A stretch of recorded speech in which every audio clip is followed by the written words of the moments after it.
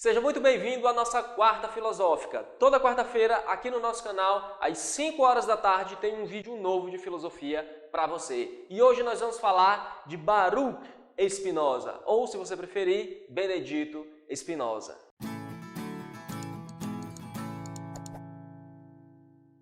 O Spinoza, ele foi um judeu holandês que viveu no século XVII e, como todo judeu de sua época, ele foi educado, ele foi criado dentro da ortodoxia judaica. Só que ele era um cara muito inquieto, um cara muito contestador, um cara muito curioso. E aí, com o tempo, ele se deixa influenciar pela escolástica, pelo platonismo renascentista, por algumas correntes dissidentes do judaísmo e também pela filosofia cartesiana. E com isso, ele começa a contestar muito do que era ensinado para ele dentro das sinagogas pelos mestres, pelos rabinos, pelos grandes sábios da doutrina judaica, da religião judaica. E aí, meu amigo, não deu outra. O cara foi excomungado e, além disso, foi deserdado pela família aos 24 anos de idade. Já imaginou você com 24 anos de idade, todo mundo da sua casa olha para você e diz: vá-se embora, ninguém quer mais você aqui, você não pertence mais a essa família. E se vire, ninguém vai lhe dar um tostão para você sobreviver. E aí você sai de casa e se vê excomungado da comunidade da qual você fazia parte. Ninguém, pessoal, quando você é excomungado, quando o judeu é excomungado aqui, principalmente nessa época, ele fica proibido de falar com todo mundo, ninguém pode ter relacionamento com ele, ele não pode andar nos lugares que ele costumava frequentar. Foi um baque muito pesado para o Spinoza. Só que ele era um cara muito forte, de caráter muito forte e seguiu aí a sua jornada, seguiu com a sua vida e continuou com seus estudos de filosofia. Ele foi um forte defensor da separação entre o Estado e a Igreja, entre a política e a religião, entre a filosofia e a teologia. E aí vocês imaginem só como isso repercutiu de maneira negativa dentro da comunidade judaica daquele tempo. Pessoal, é só vocês lembrarem que o povo judeu, o povo hebreu, tem como grande referência o rei Davi. E o rei Davi se tornou rei porque ele foi ungido por Deus. Para os judeus, para os hebreus, não tem esse negócio muito aqui de separação entre, pelo menos nessa época, entre Estado e igreja, entre política e religião. E aí isso repercute muito negativamente dentro da comunidade judaica daquele tempo. O Spinoza, ele estava contestando mais de 2000 anos de tradição do povo judeu. Além disso, ele era muito crítico também à superstição religiosa, filosófica e política. Superstição religiosa no sentido de que não basta apenas a fé para manter a crença em alguma divindade superior. É preciso algo mais do que a fé para manter essa crença.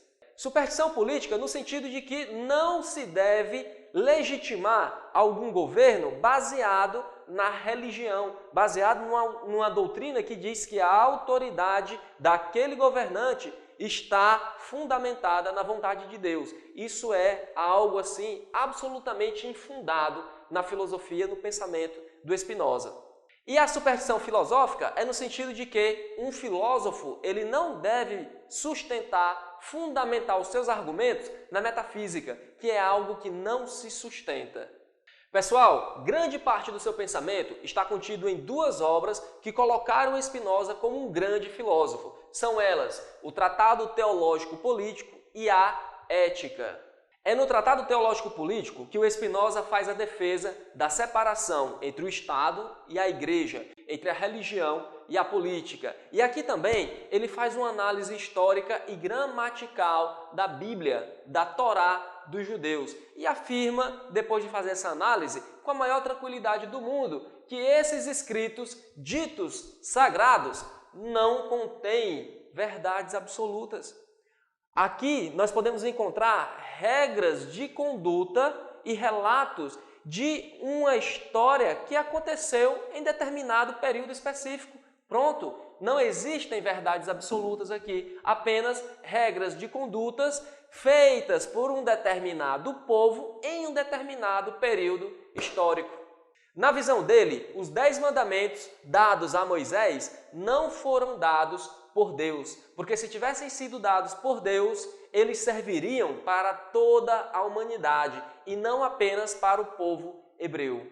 E ele descarta totalmente a religião como se fosse algo ruim? Não, pessoal. Ele até vê, no caso aqui da religião judaica, a finalidade prática dela, que foi manter unido o povo hebreu durante o êxodo, durante a fuga do Egito. Tem até um filme muito bom, por sinal, que é esse aqui, ó, Êxodo, Deuses e Reis, que é com o Christian Bale, o cara lá que faz o Batman. Nesse filme ele faz o papel do Moisés. E aí, depois de toda aquela fuga do Egito, ele está sentado na praia e o irmão dele chega e fala: "Ah, Moisés, agora a gente fugiu, cara, que massa, que bom." Aí ele olha para o irmão dele: "Mas, peraí, eu estou com uma preocupação aqui. A gente está unido agora porque nós estamos com um objetivo comum, que é fugir dos egípcios. Mas você acha mesmo que quando a gente chegar na Terra Santa, a gente vai continuar unido do jeito que nós estamos aqui agora?"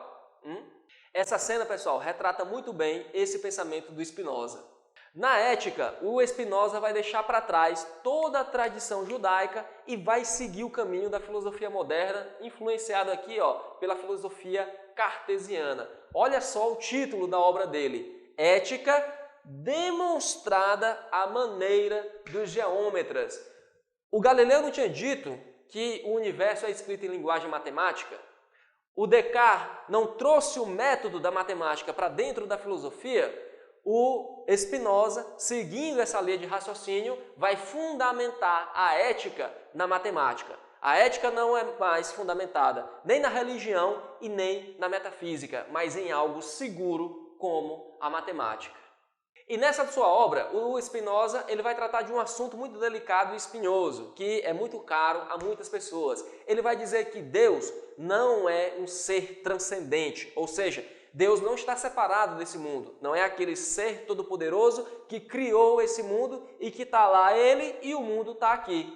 Deus, na visão do Spinoza, ele é imanente a esse mundo, ou seja, ele não está aqui, ele é tudo isso daqui. E aí ele vai receber a denominação de monista, ou seja, um só. Deus com o mundo é uma coisa só. E de panteísta, pan, tudo, teísta, Deus, que vem do grego theos, que quer dizer Deus é tudo. Não Deus está em tudo, Deus é tudo. E aí ele vai dizer que só existe uma substância que é Deus. Por isso é que Deus é imanente e não transcendente. Não existem várias substâncias. Não existe este mundo e Deus sendo outra substância lá não sei aonde. Tudo é uma coisa só. E aí, pessoal, ele vai dizer que a natureza, e aqui eu não quero que vocês entendam natureza como a floresta amazônica, como as árvores, os pássaros, os bichos correndo lá. A natureza é tudo, pessoal. É o universo, é o mundo. Ela é, e aqui todos os seres, né? Ela é a manifestação de Deus.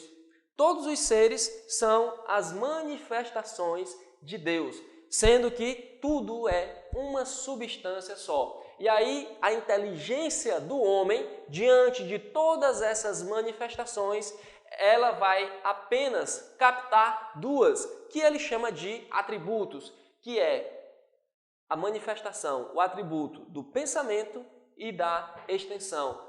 Novamente aqui, a influência da filosofia cartesiana está muito grande dentro da filosofia do Spinoza. E pessoal, olha aí, se só existe uma substância só, que é Deus, Deus é a causa imanente de tudo. Tudo que existe, todos os acontecimentos que ocorrem, tudo.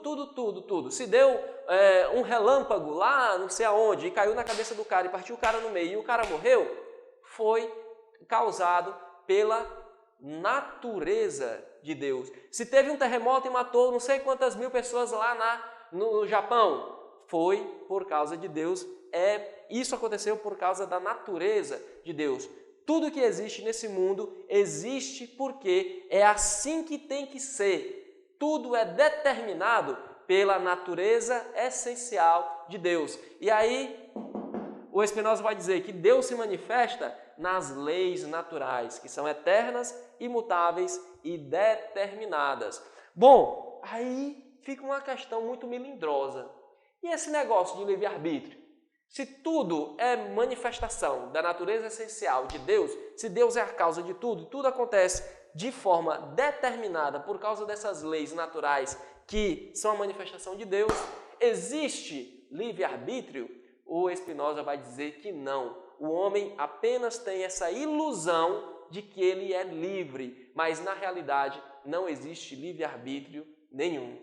Bom, pessoal, este foi um pequeno resumo da filosofia do Spinoza e é basicamente isso que cai para vocês nas questões dos vestibulares.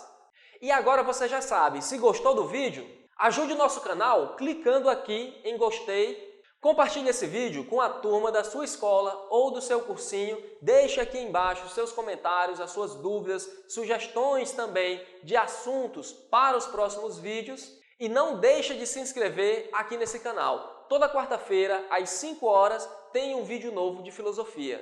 Eu vou ficando por aqui, um grande abraço e até mais!